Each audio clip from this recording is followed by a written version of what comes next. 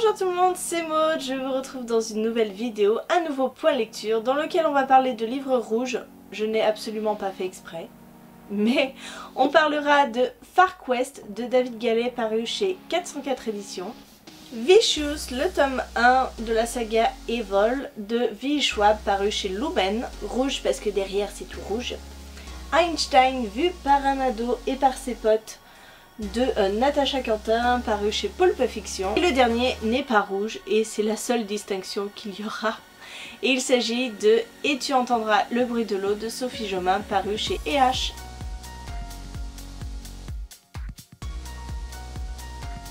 Allez, on commence tout de suite avec Far Quest et c'est grâce à cette petite pastille que je me suis intéressée à son cas puisqu'il est le lauréat du prix 404 Factory. Souvenez-vous, l'année dernière, ce prix-là avait été décerné à presque minuit, que j'avais beaucoup aimé. Si ce prix-là est gage de qualité, eh bien écoutez, je me jette dessus. Je voulais tester pour cette deuxième édition et j'ai beaucoup aimé ce livre. C'est étrange, hein, on dirait un ovni. Dans sa construction, il n'est pas vraiment original puisqu'on a l'impression d'être dans de la fantasy. Oui, hein, ça ne cadre pas avec cette couverture très science-fiction. Mais alors, pour tout le reste, c'est un ovni.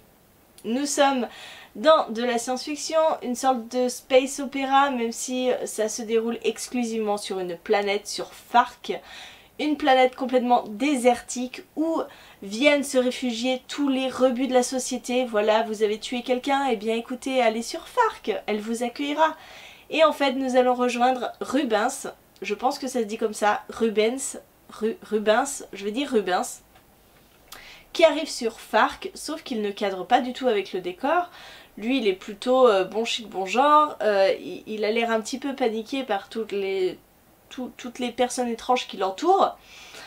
Et il va faire appel à un groupe de mercenaires pour le conduire à un endroit très précis de cette planète. On ignore quoi, on ignore pourquoi, mais on va l'apprendre. Je vous disais que c'était très fantasy dans sa construction puisque on a l'impression d'être dans un roman d'épique fantasy avec un héros qui va mener une quête pour se rendre à tel endroit, pour faire telle chose. Voilà, dans sa construction c'est un petit peu ça. Il va s'entourer de personnes extraordinaires et en fait là on prend le contre-pied en se disant que le héros, il a rien d'un héros quoi. Hein. Clairement il est hyper trouillard, il sait pas se battre, c'est l'anti-héros par excellence. Simplement il va s'entourer vraiment de personnes extraordinaires, hein, de mercenaires qui ont tous une personnalité complètement délirante. Complètement. Je me suis attachée à ce petit groupe de mercenaires. On apprend par la suite ce qui a amené Rubens sur cette planète. Et voilà, ça va à 100 à l'heure. Il fait moins de 300 pages ce livre, hein. Il fait 270 pages environ. Et on ne s'ennuie pas une seconde. On est catapulté dans un monde qui est très cinématographique. Moi j'ai trouvé, j'ai eu du mal là, je vais le refaire.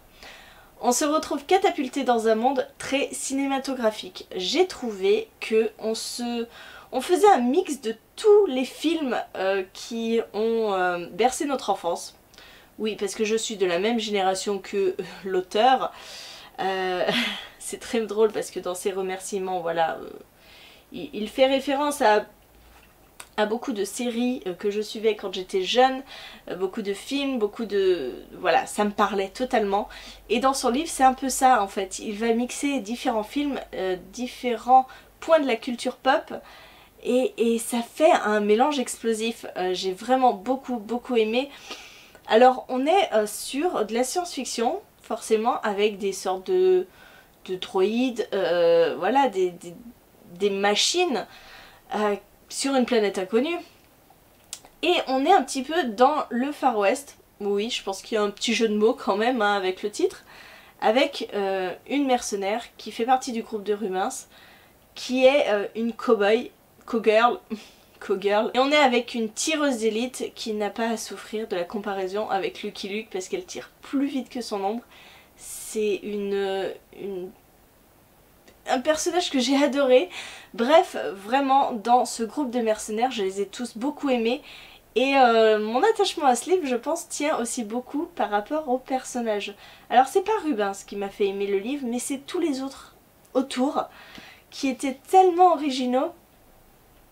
Et voilà, je me suis retrouvée en plein milieu d'un désert aride à faire des courses-poursuites à la Mad Max. Je me suis retrouvée à faire des vols spatiaux comme dans Star Wars. C'était vraiment très sympa, j'ai beaucoup aimé. Alors, comme ça, je vous dis, l'histoire, elle est pas extraordinaire, hein. Je vous assure, on pourrait vraiment se trouver dans un classique de la fantasy, bateau, mais il y a tout cet environnement qui fait que c'était vraiment très chouette. Cette ambiance est donnée et voilà, j'ai vraiment beaucoup apprécié ce livre. Et encore une fois, 404 éditions a publié un livre qui valait vraiment la peine. Non, franchement, en moins de 300 pages, ils ont fait quelque chose de très chouette qui va à 1000 à l'heure. On va continuer avec Vicious, c'est le tome 1. J'attendais énormément cette saga comme beaucoup de monde, qui ont peut-être été déçus du coup. Parce que Shades of Magic, j'ai eu des coups de cœur hein, à quasiment tous les tomes. J'ai beaucoup aimé, j'aime beaucoup la plume de V.E. Schwab et je voulais me conforter dans mon idée que ça tenait de sa plume et que ça tenait des histoires qu'elle s'est racontées et voilà, tester tout simplement ce que j'allais penser de cette nouvelle saga. Nous allons suivre Ellie et Victor qui sont étudiants à la fac, oui à la fac, ils doivent faire une thèse. Ellie choisit les EO, les extraordinaires, ces personnes qui reviennent de la mort, on va dire, avec des pouvoirs. Bien sûr, la théorie ne suffisant pas, Victor et Ellie vont se décider à tester l'expérience, essayer de se tuer pour se ressusciter et avec des pouvoirs, hein, tant qu'à faire. Hein. Donc nous allons suivre leurs histoires à 10 ans d'intervalle. Voilà, on fait des allers-retours dans le passé, on voit ce qu'ils sont devenus aujourd'hui, on voit ce qu'ils étaient avant, etc. On voit aussi d'autres personnages qui s'incrustent un petit peu dans leur bande. Et moi j'ai passé un très bon moment avec cette lecture. Alors c'est pas un coup de cœur, mais c'est une lecture qui a été hyper addictive.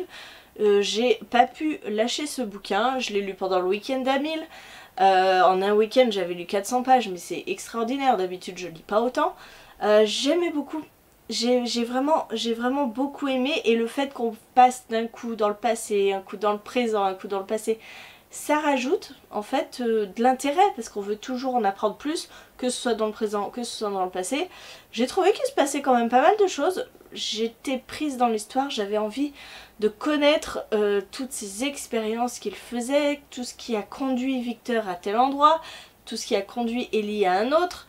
La présence de la religion m'a pas vraiment dérangée parce que il y a un personnage qui devient très fanatique hein, du point de vue de la religion, qui se prend pour un envoyé de Dieu avec une mission céleste à accomplir.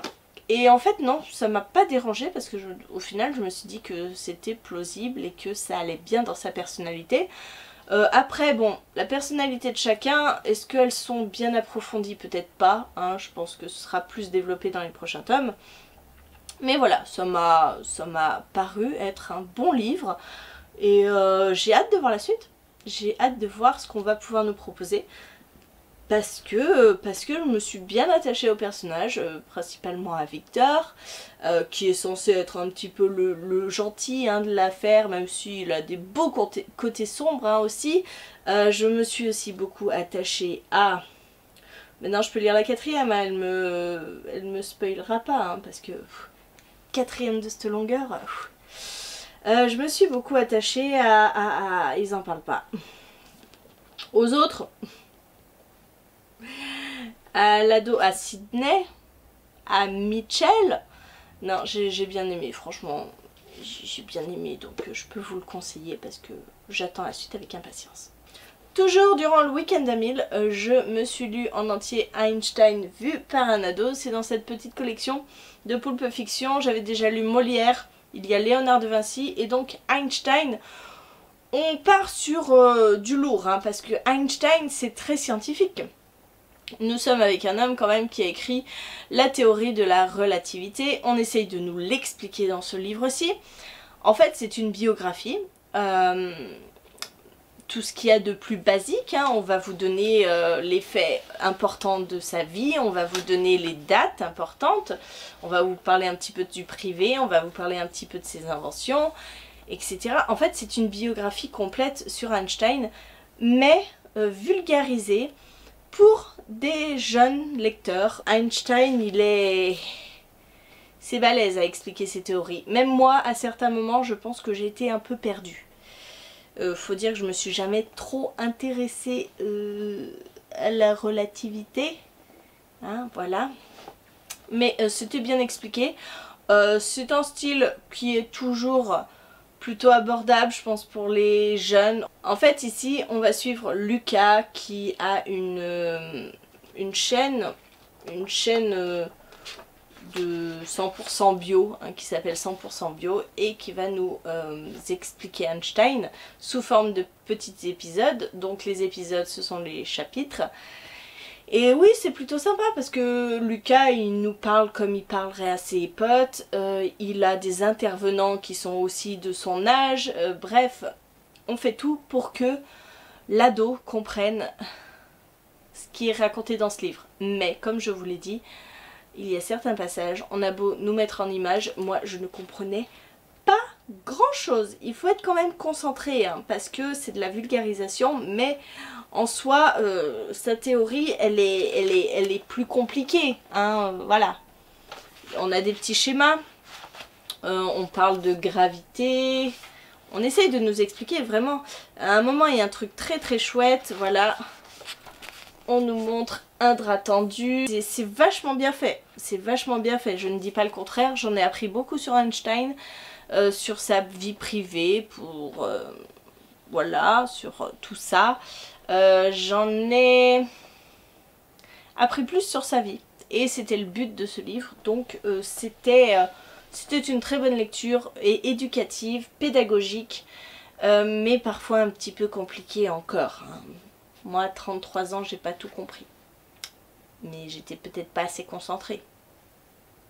Et le dernier livre dont je vous parle, il s'agit de cet e-book que j'ai eu grâce à NetGalley. C'est le dernier petit bébé de Sophie Jomain. Nous sommes dans un roman feel good contemporain plutôt que d'une romance. Nous allons suivre Marion de son vrai nom, pas de son pseudo de plume, puisqu'elle est journaliste dans un magazine de people, hein, voilà, qui n'est plus vraiment très enthousiasmée par son boulot. Elle vient de rater un scoop énorme et elle se rend compte que en fait elle n'a plus le goût, elle n'a plus de plaisir et il lui reste des vacances qu'elle n'a jamais pris, hein, finalement. Elle va décider de tout quitter, de quitter Paris pour aller en baie de Somme dans un écolodge et vivre un petit peu dans la nature comme ça, loin de tout, au calme, paisible, pour faire un petit peu le point sur sa vie. Bien sûr Marion va se balader, nous fait une magnifique carte postale de la baie de Somme. Moi-même ça m'a donné envie d'y aller si il ne pleuvait pas tout le temps dans ce livre, parce qu'il pleut tout le temps, hein. Clairement dans ce livre il y a de la flotte tout le temps, donc c'est un peu dommage, ça contrebalance les paysages magnifiques. Et bien sûr Marion va faire la rencontre d'un gars qui observe les phoques gris il me semble. Et ce gars, eh bien c'est son voisin à l'écolodge. Et bien sûr il va y avoir un petit rapprochement. Je ne vous en dis pas plus. Alors ce résumé, les 40 premiers pourcents, j'étais en mode, mais en fait je lis Les gens heureux lisent et boivent du café de Agnès Martin-Lugan. J'avais cette impression bizarre que j'avais l'impression de voir la même chose, de lire la même chose. Alors ok, Marion n'a pas les mêmes problèmes que Diane, parce que Diane elle a quand même perdu son mari et sa fille, ou son fils, je sais plus, juste avant, donc elle part, elle quitte tout parce que à cause de la douleur. Là, Marion, c'est juste son boulot. Mais voilà, elle part dans un endroit reculé, elle va faire la connaissance d'un gars qui est juste ignoble avec elle. Mais en attendant, il se rapproche. Franchement, les 40 premiers pourcents, c'était la même chose. Je me suis dit, c'est du copier-coller. Et pour le coup, j'étais quand même assez déçue parce que, bon... Et par contre, il y a un tournant à partir du 43-44%. Et là, on part dans toute autre chose. Et j'ai aimé ce retournement de situation parce que du coup, eh ben, on s'éloignait de l'œuvre de référence. Hein. Ça aurait été dommage quand même de rester sur la même ligne. Après, donc Marion va complètement revoir un petit peu ses priorités au contact de la nature, au contact de personnes qui vont l'entourer. Marion va revoir complètement ses priorités dans la vie, du fait de ce contact avec la nature, du fait de ce recul qu'elle prend sur elle-même. Elle va réfléchir et puis bon, le cadre est propice à la réflexion, donc c'est très bien. Et on va s'orienter vers un journalisme différent. Elle va retrouver la passion du métier en se tournant vers quelque chose de différent. Et là, c'est la grosse excuse pour partir sur des sujets d'actualité. Donc on va parler de la jungle de Calais, on va parler du pétrole en Amérique du Sud, on va parler de la protection des animaux grâce bien à une association qu'elle va suivre, en particulier pour les phoques gris. Bref, voilà, on va partir dans pas mal de petits thèmes, petits sujets qui étaient plutôt passionnants, plutôt intéressants. Et à cela se greffe une histoire d'amour un peu compliquée, mais que j'ai beaucoup aimée parce qu'elle n'était pas... comment dire, elle n'était pas brusque, hein, ça arrive pas d'un seul coup, elle se construit petit à petit. C'est ce que j'aime dans les romances de Sophie Jomain, parce que généralement c'est pas au premier regard, il y a le coup de foudre. Non, ça se construit, et là c'était la même chose. Bien sûr, il y a des obstacles, etc., etc. Mais j'ai trouvé que c'était une belle lecture, et bien sûr une lecture feel good, hein. Du coup, je me suis sentie bien dans cette lecture. Et après que ça se soit détaché du Agnès Martin-Lugan, et ben j'étais joie et bonheur, quoi. C'était chouette. Voilà. Après, est-ce qu'elle va me laisser un souvenir impérissable? Je ne sais pas. Hein. Je me souviendrai quand même de Marion et Ben. C'est un couple que j'ai bien aimé. Après, je pense pas que ce soit leur histoire d'amour qui m'a fait aimer ce livre. Clairement, c'était plutôt la tournure qu'a pris le livre que j'ai beaucoup aimé. Et voilà, si ça vous tente, on est vraiment dans un parfait mélange entre la romance et le contemporain pur et dur, avec des sujets de société. Voilà, sous couvert de quelque chose de doux et de mignon, et ben on part sur quelque chose qui fait réfléchir. Voilà, j'en ai terminé avec mes avis sur ces 4 lectures. J'espère que la vidéo vous a plu. N'hésitez pas à me dire en commentaire si vous avez lu un de ces livres, ce que vous en avez pensé. Et en attendant, bah écoutez, je vous fais de gros bisous, je vous souhaite une bonne journée de bonne lecture et je vous dis à très bientôt pour une nouvelle vidéo. Si vous voulez plus d'avis détaillés, ça se passe sur le blog parce que je ne cesserai de le répéter à chaque fois. Mais mes avis écrits sont quand même mûrement réfléchis et moins spontanés que ceux que je fais en vidéo.